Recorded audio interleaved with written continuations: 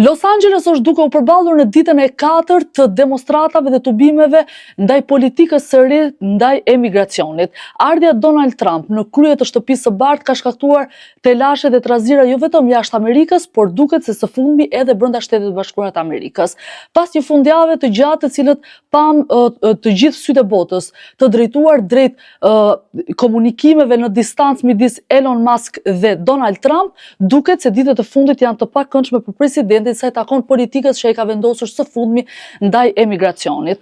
Los Angeles është kthyer, po themi, në qendrën e tubimeve, ku janë duke u protestuar ndaj kësaj politike kundër atyre që po themi duan të deportohen nga Shtetet e Bashkuara të Amerikës. Për këtë gjë ka patur dhe përplasjen që konsiderohet si hera e parë që një president çon gardën në një shtet pa kërkesë zyrtare. Kjo ka hasur kundërshtimin edhe të guvernatorit të Kalifornisë, por edhe të kryebashkiakës, të cilët e kanë konsideruar si të paligjshme dhe që do të ngrenë një padi kundrejt administratës së Donald Trump. Kjo tematikë ka bërë që të ketë një diskutim në opinionin publik, sa i takon pro dhe kundër si argument. Përplasje që ka patur midis protestuesve dhe policisë dhe pjesës së gardës që është dërguar atje, nuk ka kursyer dhe raste të gazetarëve të cilët kanë qenë duke raportuar. Çfarë do të ndodhë në ditët e vijim ende nuk është e ditur, por se situata është agravuar midis protestuesve dhe gardës dhe policisë, kjo është e qartë nga videot që janë duke qarkulluar në rrjetet sociale.